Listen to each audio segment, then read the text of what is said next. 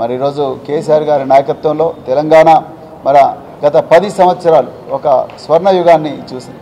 ఒక బలమైన తెలంగాణకు ఒక గొప్ప పునాది వేయబడ్డది. దురదృష్టవశాత్తు ఈరోజు మరి వారు అధికారంలో లేరు, కానీ ప్రజల గుండెల్లో ఇంకా కేసీఆర్ గారు ఉన్నారు. సో అయితే మరి ఈరోజు చాలామంది చాలా మాట్లాడుతున్నారు.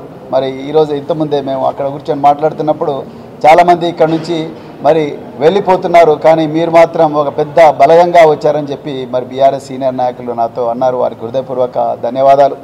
మరి నేను మళ్ళీ చెప్తున్నాను, బహుజనవాదం అంటే ఆశ, బహుజనవాదం అంటే మరి స్వార్థపరులు ఉండేది కాదు.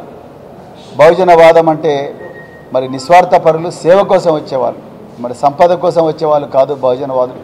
సో అందుకొరకే మరి బహుజనవాదులు ఇంత విపత్కరమైన పరిస్థితుల్లో, అదేవిధంగా ఇంత కష్టమైన పరిస్థితుల్లో కూడా మరి బహుజనవాదులందరూ కూడా మరి మాజీ ముఖ్యమంత్రి కేసీఆర్ గారి వెంటనే నడవాలనుకున్నారు. మరొకసారి ఒక బలమైన తెలంగాణను నిర్మించే ఒక యజ్ఞంలో మరి భాగస్వాములు కావాలనుకున్నారు. అందుకొరకే ఈరోజు వాళ్ళందరూ వచ్చింది. ఏది ఆశించి రాలేదు, ఒక తెలంగాణ పునర్నిర్మాణంలో భాగస్వాములు కావాలనే వచ్చిండ్రు, అంతే తప్ప ఇంకొకటి కాదు.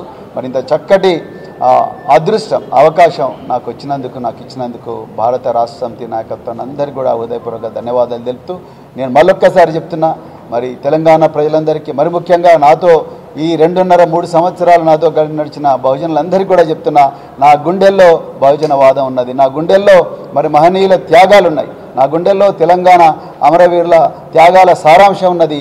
నేను ఎక్కడ ఉన్నా కూడా, ఏ వేదిక మీద ఉన్నా కూడా ఆ సారాంశాన్ని వాళ్ళు చూపించిన దిశ వైపే నడుస్తాను తప్ప ఇంకో దిశ వైపు కాదు.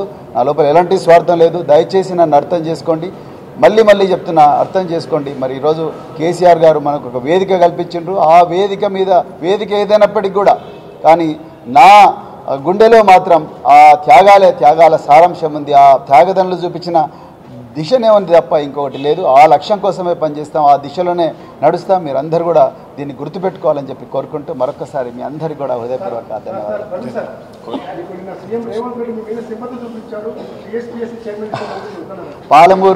పాలమూరు బిడ్డ అని ప్రతి సభలో చెప్పుకుంటున్న రేవంత్ రెడ్డి గారు, నేను కూడా పాలమూరు బిడ్డనే. మీరు ఒకవైపు మరి శృతి మెత్తగా నన్ను పొగడుతూనే, మరోవైపు నన్ను చాలా శృతి మెత్తగానే వార్నింగ్ ఇస్తున్నారు మీరు. సో నిన్న మీరు Telangana state public service commission చైర్మన్కు మరి నన్ను చైర్మన్ పదవికి నన్ను మరి ఆహ్వానం పలికినట్టుగా మరి నేను దాన్ని తిరస్కరించినట్టుగా చెప్పిండ్రు. మరి నేను మళ్ళీ చెప్తున్నా, నేను ఆ తిరస్కరించిన మాట వాస్తవమే. నేను ప్రజాక్షేత్రంలో ఉండాలనుకున్నా, సో ఇది వాస్తవమే. సో అయితే మళ్ళీ మీరు అన్నారు మరి బీఆర్ఎస్ వైపు పోతే మాత్రం ఆయన ప్రజలకు సమాధానం చెప్పాలన్నారు. నేను ఇవాళ అడుగుతున్నా, తెలంగాణ ప్రజలకు స్వేచ్ఛ లేదా?